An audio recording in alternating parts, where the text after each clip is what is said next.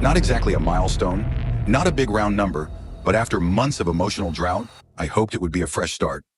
Julie, my wife, soon to be my ex-wife, had been saying all week that she was planning something really special.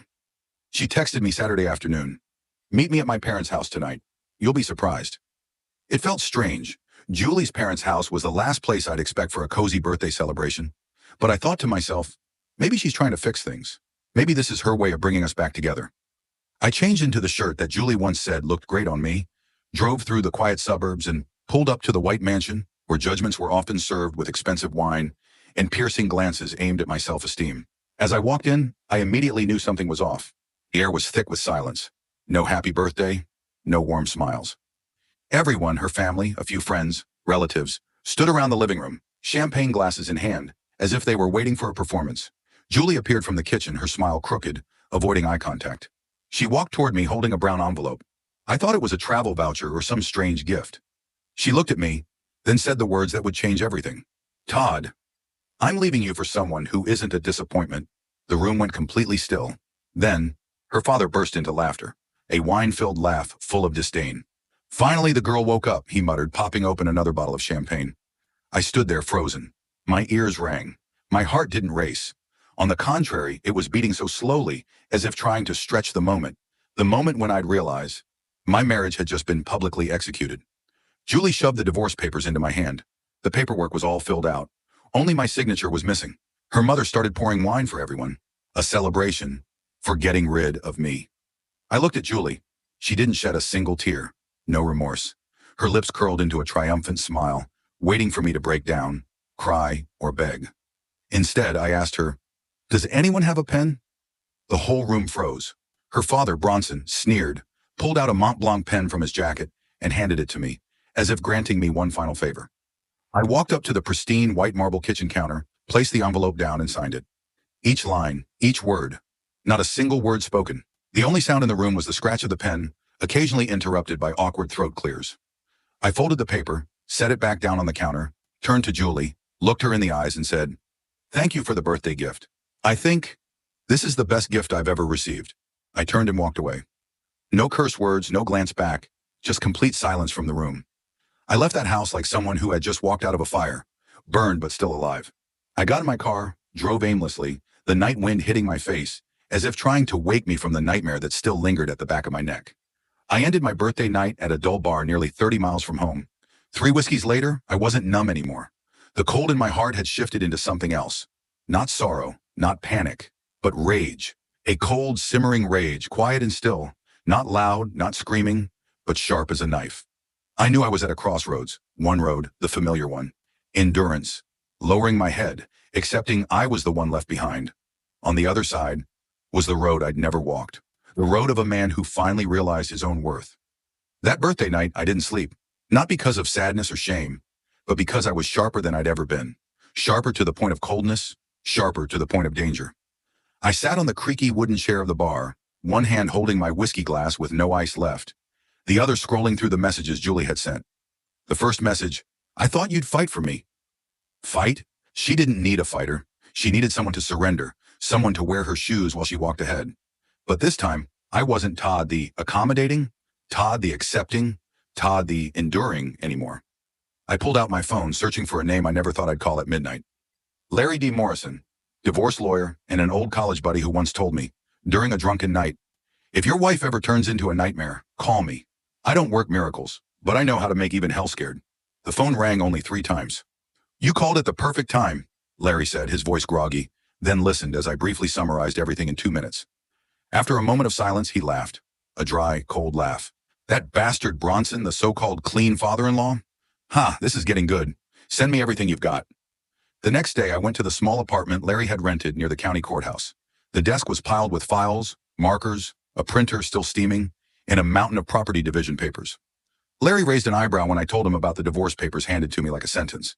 His eyes lit up when I showed him the screenshot of the suspicious messages between Julie and a colleague named Ronan, the young guy with the deceitful smile.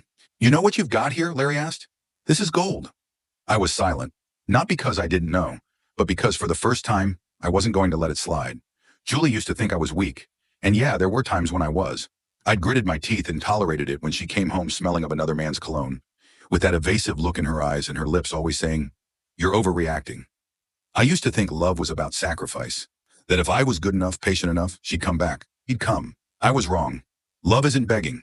It isn't sitting by while someone crushes your self-esteem, thinking they'll change. 2 days later, Larry filed an official response with the court, a rejection of the unilateral divorce, and included evidence of infidelity based on electronic proof. Julie didn't expect me to fight back. I knew that because she was still texting me. "Todd, we need to talk. Don't make this a war." "What are you doing? I don't want this to go this far." Not want it to go this far? Then what was she doing with the divorce papers handed to me in the middle of a birthday party, surrounded by champagne glasses and the mocking laughter of her entire family? "No, Julie, this isn't war. This is the consequence." I left the old apartment at 5 a.m. quietly, just like how I had lived in my marriage. Silent, submissive. I rented a small apartment, just enough for one person, with a balcony overlooking the trees lining the street. There were no fake laughs, no judgment-filled dinners, no Julie, just me, and a hot cup of coffee. I began to reconnect with the things that used to make me happy. I listened to the old music Julie used to complain was so outdated, and I returned to the gym. The first 3 months were hell. My body was weak, my shoulders ached, and my heart raced like crazy every time I did cardio.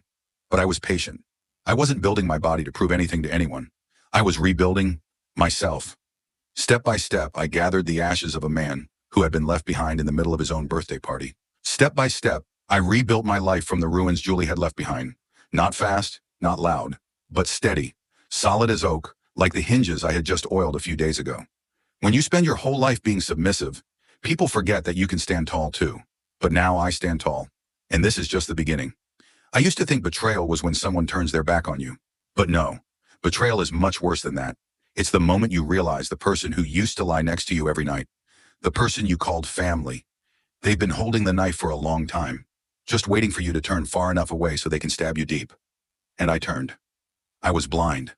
Until one day when I opened the folder named Work Presentation in the cloud account Julie and I had once shared. I wasn't looking for it. I just wanted to download a few old photos. But when my mouse hovered over that folder, something inside me urged me to click. What appeared before me wasn't an Excel file, nor a quarterly revenue report like she'd claimed. It was a collection of nearly 300 screenshots of text between Julie and Ronan. The co-worker, the lover, the bastard who had shown up at the company party where I stood, out of place, surrounded by people dressed like they were shooting a high-end perfume ad. The text started from 8 months ago, when she was still lying in my arms, still saying I love you every morning. They had everything. Pet names, selfies in the elevator, bed photos with the sheets. That were mine. Plans to leave me. And confessions. "You're not like Todd. You have ambition. You know how to make me feel satisfied." I didn't go crazy. I didn't smash anything. I printed out every page, every single line. I highlighted with a marker the parts where Julie lied to me, but told the truth to that guy. I don't love him anymore. It's just convenience. Convenience? What was I? A refrigerator? A stove? I sent everything to Larry, and for the first time, I saw that tough guy laugh like a kid getting a new bicycle. We've got infidelity. We've got deception. We've got a clear plan to defraud assets. You should buy a lottery ticket, Todd. You're on a roll. At the same time, I began digging deeper. I wanted to know how long Julie and her family had been playing this dirty game. I remembered Bronson, my father-in-law, the man who had openly looked down on me, the one who always said I was just a poor imitation of the man his daughter deserved. I started digging into the business records of his company. With a few college connections and a little grease in the right places, I uncovered something I never imagined. Bronson's real estate company was under investigation for money laundering and financial fraud. The so-called model entrepreneur he preached about on LinkedIn was nothing more than a hypocrite. And Julie? Julie used to work as the accountant in charge of tracking internal costs.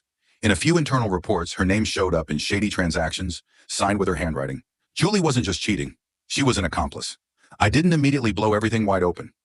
I didn't want a shock and awe move. I wanted a long game.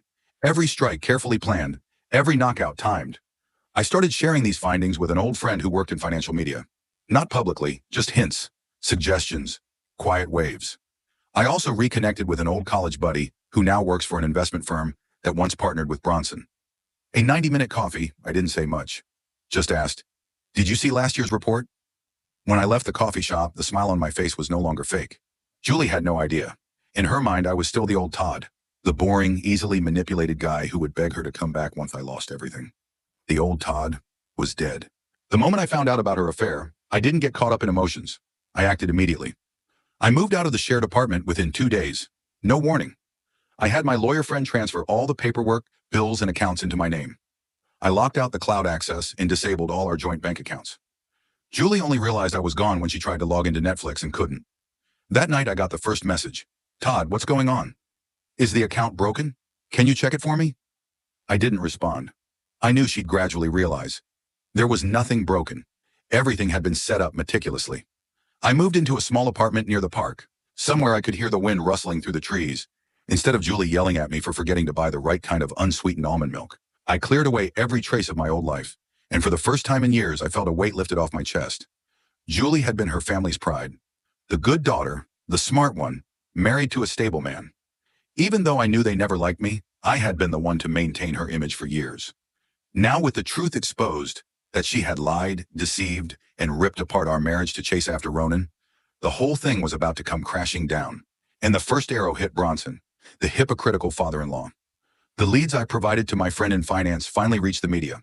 An investigation was launched, and his real estate empire started to crumble. A major investor, who was once my classmate, pulled their investment. Contact at the bank informed me. They're reevaluating all loans under Bronson's name. Nothing was public yet, but I knew they were feeling it every second. After Ronan kicked her to the curb, she started spiraling down fast. No more fancy apartment. No more car that her dad paid for and maintained every month. No more wine parties. No more quick getaways to Santorini. Just a woman, frail and sleeping in her own car, hoping for someone to pity her. And the only name she could think of was mine. She texted, she called, she left messages under my posts on social media. I read them all, but I didn't reply. Until the night she parked outside my house, and I showed up. I didn't yell. I didn't scold her. I invited her in, made coffee like nothing had ever happened. She thought it was a sign of reconciliation, but it wasn't. It was a sign that I had grown beyond my pain. When Julie started bargaining, her voice trembling, saying she'd learned her lesson, that she'd change, I just sat there drinking coffee, quietly watching her cry. Then I said, "Thank you for leaving me. Thank you for showing me what the world really looks like. Because of you, I can finally be true to myself." She froze. And when I said, "You can sleep on the couch tonight because it's cold, but tomorrow morning you need to leave," it pierced through the pride of someone who once thought the world couldn't turn without her. The next morning I made breakfast, because that's what a decent person does. She ate in silence, chewing every bite like she was swallowing memories. When she left with a small backpack on her shoulder, I knew my life had turned a new page. Julie asked me if I'd ever forgive her. I answered, "I've forgiven. Not for you, but because I deserve peace." Someone asked me, "Are you happy, Todd? After everything that's happened, do you feel lighter?" I usually smile and reply, "I've never felt more like myself." 6 months after that night, I moved out of the temporary apartment and into a small 3-bedroom house, not far from downtown. No balcony with an ocean view, no cedar wood bathtub like Julie had once dreamed of. But here, the light floods in every morning, and I no longer have to bend myself to please anyone. I built a pine bookshelf with my own hands, filled it with novels I'd always wanted to read, but never had the time for.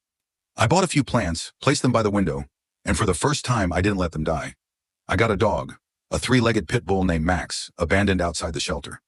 Maybe Max understood the feeling of being looked down on, of being left behind, because he never left my side. I didn't become cold-hearted after the ordeal. No, I didn't take revenge like they expected. I returned every wrong gift with silence. I rebuilt every broken piece with my own hands. Julie, the woman who used to be the one who shaped my world, is now just a name in my past.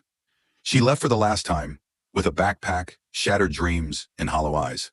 And me, I stayed.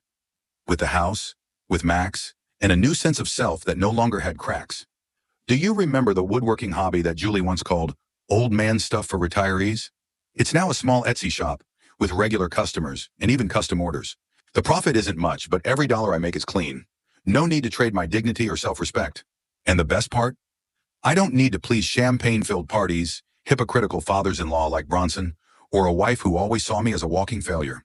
I just need to live true to the man I want to be. At first I thought my 34th birthday would be the day I lost everything. But turns out it was the day I was reborn. That party with champagne, mocking laughter, and the divorce papers wasn't the end. It was the shot that marked the beginning. Julie taught me that the people you love can betray you. Her family taught me that wealth doesn't equate to nobility. And me, I taught myself this. Surviving isn't just about breathing, it's about daring to walk through the darkness to find the light. I still wake up early every morning, make coffee, walk Max around the park. At night I read, fix up some woodwork, and sometimes I get old messages from people who once hurt me. Julie still texts occasionally. No more begging. Now it's quiet apologies. I don't respond. I don't think it's necessary anymore. Because I know in the end, life chose me to be the survivor. Not the winner, but the one who knows how to forgive, how to be reborn. And if you're in the darkest place of your life, if you've just been betrayed, dragged down so far that you think you can't get up again, remember this: they couldn't kill you, and you will survive to live better than all of them. If you feel that this story has touched your heart in some way, leave a comment below. I'd love to hear your story. Don't forget to share this video with someone who needs a spark of hope, because sometimes just one story can save a heart that's lost its way. And if you want to keep joining me for deep, dramatic, transformative stories like this, hit the subscribe button so every time we release a new video, you won't miss a single journey. I'll see you in the next story. And remember, even in the darkest days, the light always starts from within you. Wishing you a life where you never have to bow your head. Thank you for listening to my story.